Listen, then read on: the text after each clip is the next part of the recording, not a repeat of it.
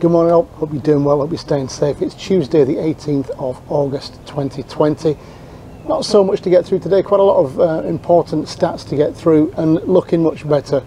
I hate bringing you guys bad news day after day after day, and I'm really pleased that it looks like we're able to bring you some better news today on COVID-19 cases and where that might be going. So hang tight, let's get on with it. So US cases Sunday saw the lowest number of cases since June the 24th at just under 38,000. So that's dipped under the 40,000 for the first time in a while, and that is trending down from a peak of July 24th. So hopefully we're on a downward trend now. Again, nothing too radical happening in the States to make this happen. I think it's down to individuals and the 34 states that have got mandatory mask wearing in place. But people maybe are now taking the hint that they need to do something themselves to get the US out of the position it's in. So hopefully good news there. US deaths, that 7-day moving average is in the 1,000 to 1,100 range across the states, which is better than it has been. It's sort of flat for the past couple of weeks, and it looks like, well, hopefully it will go down now. If the number of cases are going down or the positivity rate's going down, which I will get to in a second, that's more important than the actual number of cases, then hopefully our death rate will go down as well.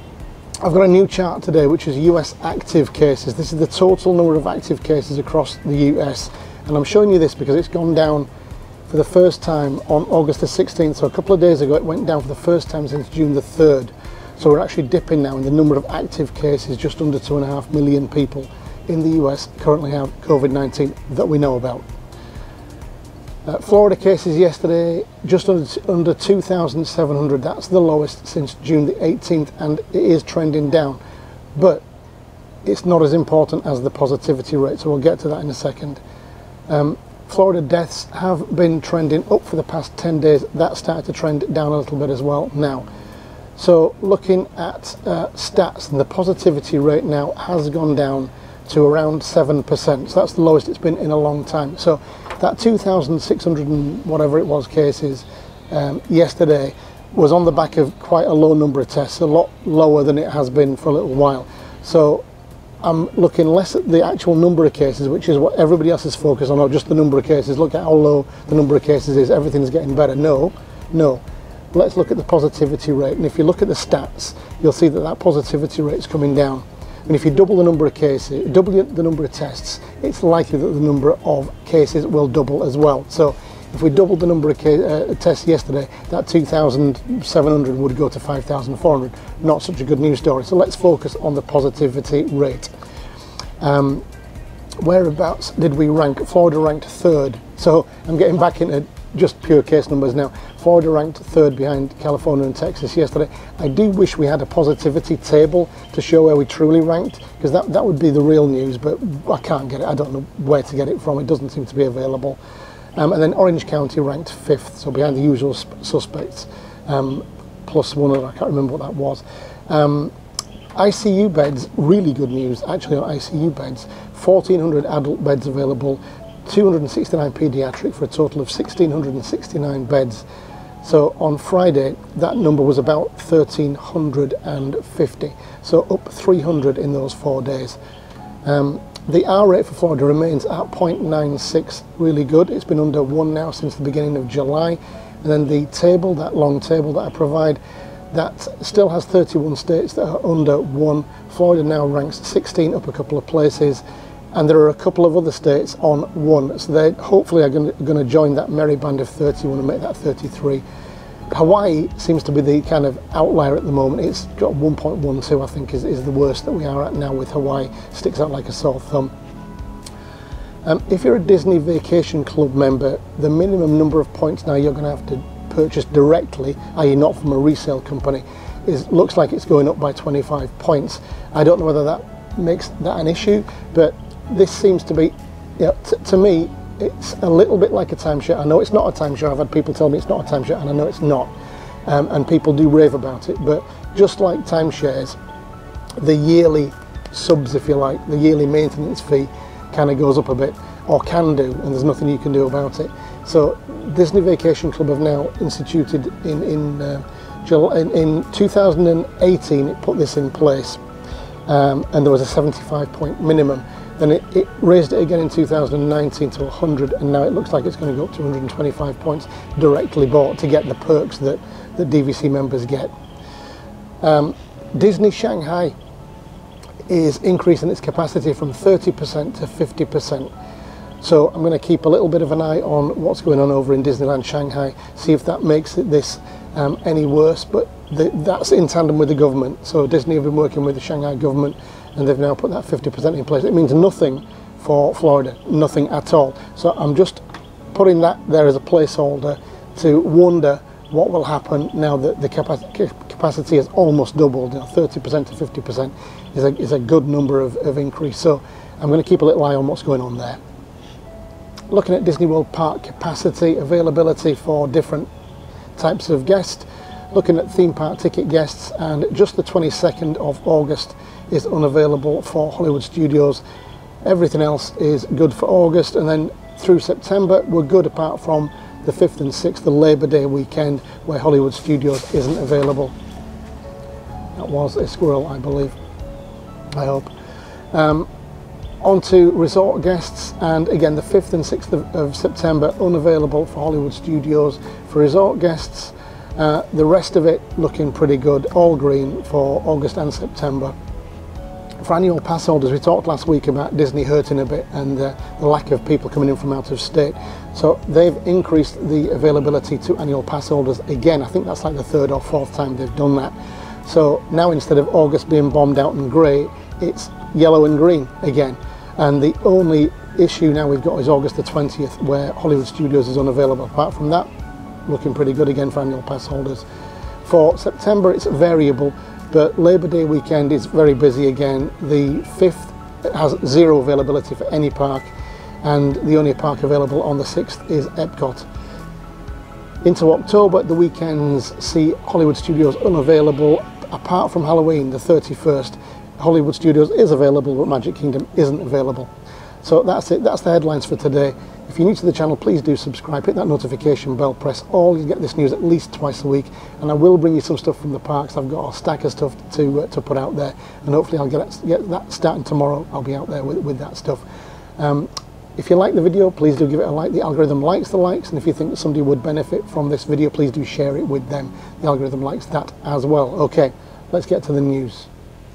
Cases across the US on Sunday was 37,682. That's the lowest since June the 24th, and it's trending down from a peak of July the 24th. The 7-day moving average for deaths across the US has been in the 1,000 to 1,100 range for the past 2 weeks, and it's flat currently. This is a new graph I want to show you, and it's active cases in the US as of yesterday. Right at the end of this chart on August the 16th, you'll see a small dip, and that's the first time that's happened since June the 3rd. As of yesterday, just under 2.5 million people are infected with COVID-19 in America.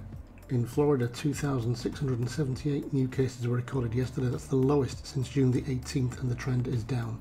The number of deaths recorded daily in Florida has been trending up for the past 10 days, but dropped yesterday. Looking at the stats then, and you'll see that the 2,678 cases in Florida yesterday came from 39,000 tests. That's a positive rate of 6.87%, the lowest for a long time. Hospitalizations over the past 4 days do seem to be coming down a little bit as well.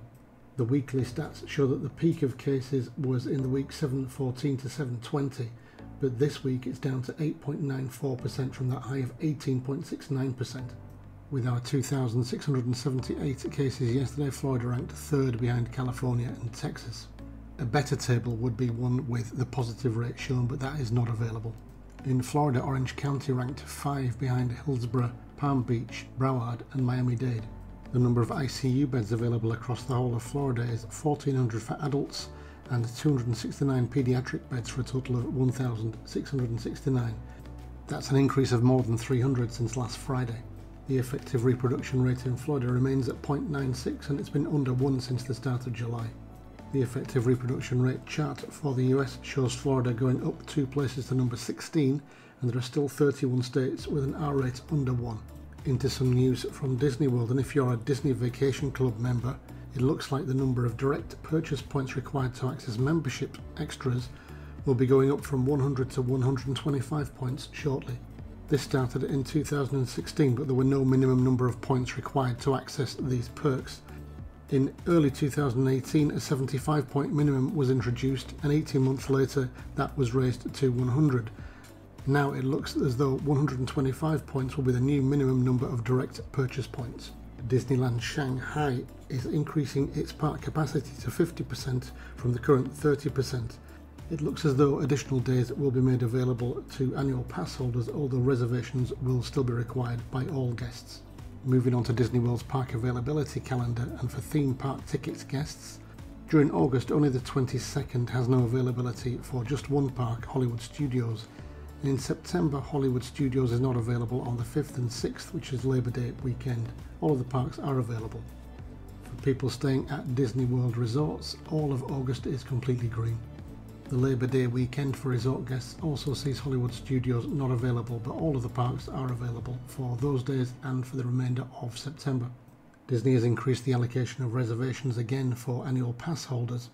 Only Hollywood Studios is unavailable for the remainder of August, except for the 20th, where Animal Kingdom is also not available. For annual pass holders in September, it's a little variable. Labor Day weekend sees Saturday the 5th with no availability at all, and on the 6th it's just Epcot that's available. Finally, for AP holders in October, the weekends are getting a little busy, with Hollywood Studios unavailable on the days marked in yellow, except for Halloween the 31st, where it's Magic Kingdom that's unavailable. So a couple of things to focus on then is the number of cases do seem to be going down across the US.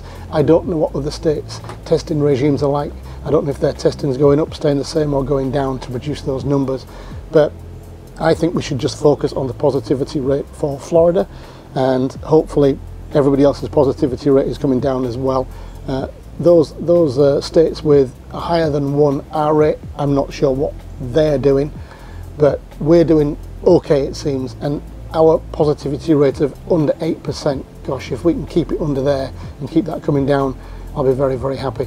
No news on international travel at all at the moment. There's nothing happening, and I still don't think there will be anything happening until now after the election. But President Trump could do whatever he likes at whatever time he likes. That's possible, but a lot of things I think have to fall into place, and I think there would have to be testing at either before you get on the plane or when you reach the States, and I just don't think the States want that onerous task of testing everybody that steps off a flight or a cruise ship or travels from Canada or Mexico by car. I just don't think they want that. So I would say that we still need testing, rapid testing, with people coming in on flights internationally. I don't see it mentioned in the news, so I think we're still into January 2021 territory before we get anything moving on international flights and travel coming into the US. But hopeful, right? It's looking much more hopeful than it was even 5 days ago. So the R rate is coming down a little bit. 31 states still.